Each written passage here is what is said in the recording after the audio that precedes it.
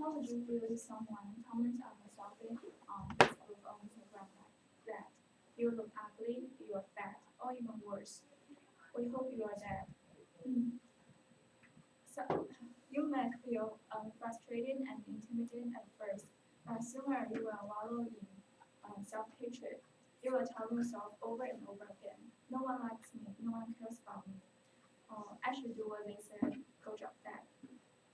This kind of self-hatred sometimes ends up with self-harms and suicide. But some of you may stop me and ask, how could it be possible if some person wants to kill a teenager only by your words? But the truth is, according to the website nobullying.com, cyberbullying victims are 2 to 9 times more likely to consider committing suicide and are more likely to have a low self-esteem. This fact not only assaulted me but also stimulated by my research on cyberbullying, which I would like to share with you today. The U.S. National Crime Prevention Council defines cyberbullying as a process of use the internet, cell phones, or other electronic devices to send a text or message intended to hurt or impress people. Typically, cyberbullying involves teens, even adults involved. It considers cyber harassment or cyber stalking. To assist in understand the insights of cyberbullying, it is necessary to differentiate between the direct and indirect cyberbullying. According to Susan Berner and Morgan River, authors of Canal Crime, the utility criminal law in control cyberbullying. Direct cyberbullying is to use some instant message like text message, emails to to cause a direct and intimate effect on victims. For example, if someone sends you a dozen of email intent to hurt or threaten you, this is direct cyberbullying. By contrast, the indirect cyberbullying is some person posts some information about the victim on websites like MySpace or Facebook. For example, if someone posts some rumors about you on Facebook in a malicious manner, this is what we call indirect cyberbullying. Just like how traditional bullying exists in many different types, such like physical violence and verbal abuse, there are many different types of cyberbullying.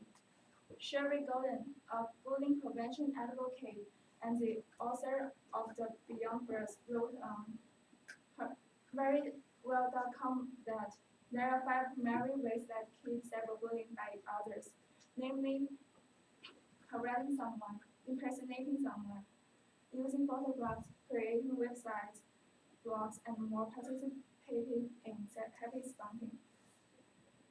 Let me take Amanda Todd, for example, to illustrate these 5 types of cyberbullying. A 15-year-old Canadian girl who posts a video on YouTube called My Story, Struggling, Bullying, Suicide, Self-Harm, about cyberbullying. Todd was persuaded to flash her cheeks by a strange man online without her permission. That is the way of using photographs to cyberbullying someone. Then she was asked to do something nasty, or otherwise the man would post her topless photos around. This is what we call harassment. Then the man created a Facebook profile and used her uncensored photo as the profile photo. That is impersonation.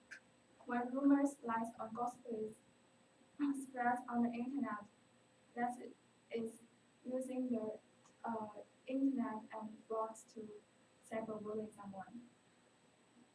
After school, she was thrown on the ground and punched several times while some kids filming her.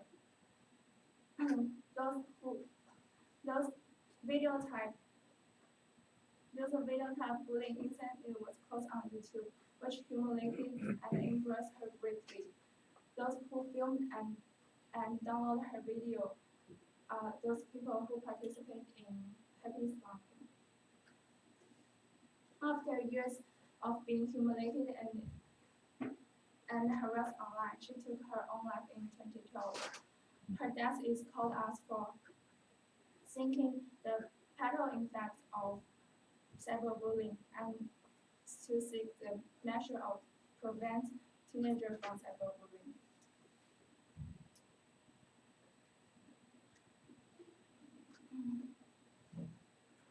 Augustine argued that bullying, whether the bullying victims and the bully victims, is associated with poor outcomes. Victims have more discretion, psychological complaints, and medical use, while bullies have higher negative attitude towards schools, and they have higher risk of dropping out of the school. Thus, faced with such serious issue, prevention, intervention, and counseling must be done to protect teenagers from cyberbullying. First and foremost, government plays a crucial role in combating cyberbullying by legislation, law enforcement, and education supportive means. In terms of education providers, Frederick believes that an accessible use policy should be ratified for internet should be ratified and signed by all state takers in order to prevent teenagers from cyberbullying. In addition, teaching students to respond cyberbullying with humor and ignoring the attack may be a better option.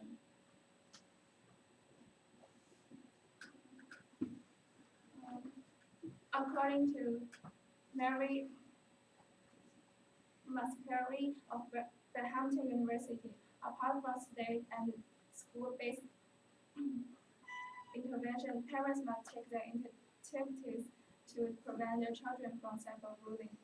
According to Julian Wiltrick, assistant professor in the Social and Behavior Department of Broad College, parents should establish rules and know what their children is doing online, using the privacy settings whenever possible. Encourage children to report cyberbullying and document and keep cyberbullying evidence. Cyberbullying is happening 24 hours a day, 24 hours a day, 7 days a week. Victims are crying, hurting, and killing themselves. We can't bear another young life being taken away because of the cyberbullying. It is everyone's responsibility to combating cyberbullying. It is everyone's responsibility to stop wars from killing teenagers. It is everyone's responsibility to bring peace and safety to the internet. I strongly recommend you guys to vote on this website to prevent the cyberbullying. Thank you.